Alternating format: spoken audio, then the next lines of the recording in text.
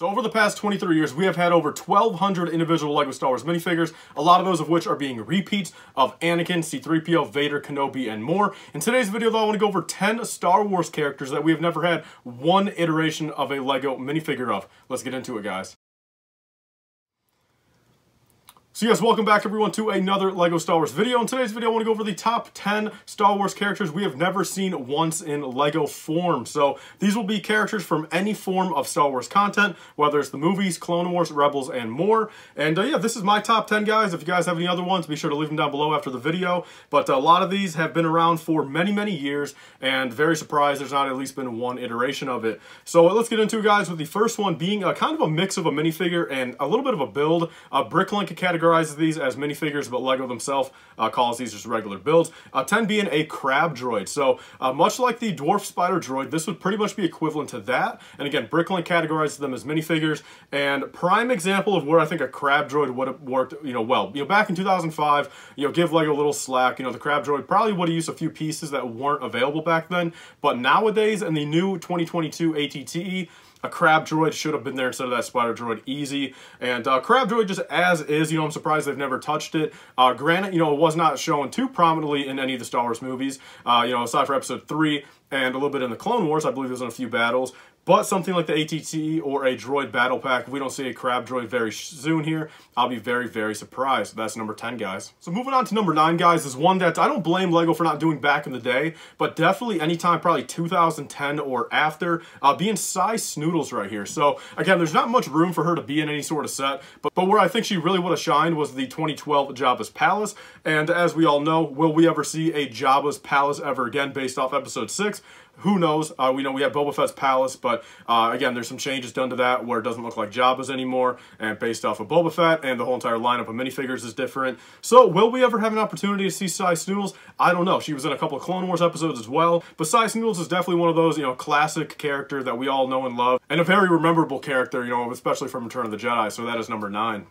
Number 8, guys, we are getting into a couple clones on this list. I think we all know there are many clones that LEGO has not done yet, a few more prominent than others. Of course, we all want them to make Echo 5s, all the 501st, Waxer, Boyle, but we got to understand, in LEGO's regard, those, are big Clone Wars characters, but will they really ever do those? Because I feel like if they were to do one of them, if they were to put Echo in a set, or, 5s in a set randomly, especially, say, 10 years after the Clone Wars is, kind of like peaked out, then they'll be obligated to do all of them. And then at that point, there's 20, 30, 40 named clones that they have to do. But number 8, guys, in my opinion, Galactic Marines. So just regular old Galactic Marines.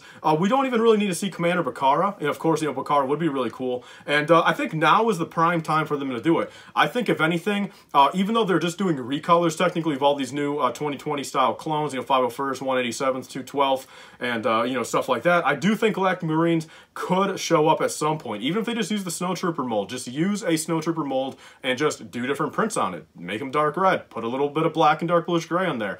Maybe, hopefully, put a waist cape on them. I doubt it, but even if they did not do waist caped, Galactic Marines, I think all of us would still be kind of fine. I think a prime candidate for a set for it would be a UTAT. I think 2 Galactic Marines, 1 Commander Bakara, Kiadi Mundi, and say a Super Battle Droid and 2 regular droids for like $100 UTAT. Pretty much kind of like the size of like the transport size, I want to say. I think this is a good size representation of what I think that set could be. So yeah, that's number 8, guys. Moving on to number 7, which is another clone where, again, we can't blame LEGO too much. It's only been a couple years since this character's been introduced in the Star Wars universe, but a regular Clone Wars, Republic version of Crosshair from the Bad Batch. So, of course, in the Bad Batch shuttle, we have the Imperial version of him. That set is based off the Bad Batch TV show, and of course, very soon in that show, he turned into an Imperial, and they needed some sort of villain for, them to face off in that set. But I think at some point, a regular clone Crosshair should be made just to kind of complete the collection. Of course, you can always get a custom third-party one now, but there's also a lot of LEGO purists out there that just only buy LEGO products. Number 6, guys, is one that I will vouch for forever, and this is absolute insanity how there's never been any of these, and this is kind of multiple characters, technically. One character, but a lot of outfits. Episode 3 Padme. Can you guys believe after, 17 years of Episode 3 being out, there's not a single iteration of Episode 3 Padme. Not one from 2005, not one from 2012, 2022. Absolute absurdity right there. She was, again, like top 5 characters of Episode 3. Like, she was a main cast. Like, Natalie Portman played Padme all 3 of the prequel movies. Like, that is that. So, very surprised. You know, they have a bunch of episode 1 Padmes, 1 episode 2 Padme, and no episode 3 Padmes. It's just absolutely it's crazy to me. You know, again, there's like literally like 10 outfits they could pick from, and you know, quite a few sets. They could have included her in Anakin's Interceptor from 2012. Like, they could have easily put a Padme there, and yeah, that's just my hot take right there. I think an episode 3 Padme of any outfit, I don't care what outfit she has on, is very, very needed, and I'm very surprised they don't have that yet. Up next, guys, we've got number 5, which is kind of a funny one right here. You know, again, like, we can't really blame LEGO too much for not making this, but I feel like I'd put it on here just because, since, you know, they could have done this back in the day as a little promotion or possibly a May 4th promo, is a Rebel Friend minifigure. So, again, based off the you know, the LEGO Star Wars video game, they literally could have just taken an old Rebel Fleet Trooper and just recolored it and made it in a, you know, little set, little poly bag, a little promo, and definitely would have, you know, been really cool and satisfy the LEGO Star Wars fans.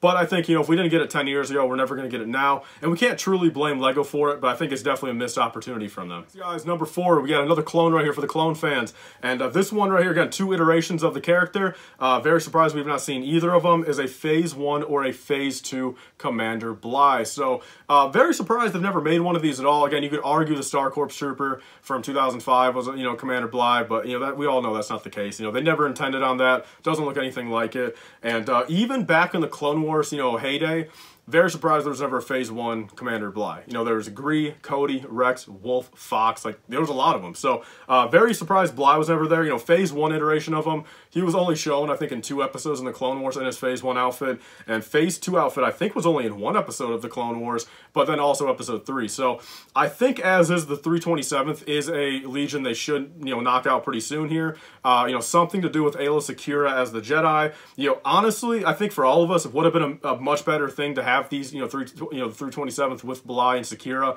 in the new fighter tank, and they definitely could have made something else for Mace Windu in the 187th if they wanted to still do that. So there's my number 4, guys. Coming down to the wire, guys, with the number 3 spot right here, we got Masa Meta right here. So this is one that is kind of a you know, toss-up right here. You know, pretty much a main character. You know, was in all 3 of the prequel movies, a lot of the Clone Wars, and kind of Palpatine's right-hand man, like almost like the main character of Star Wars is, you know, right-hand man.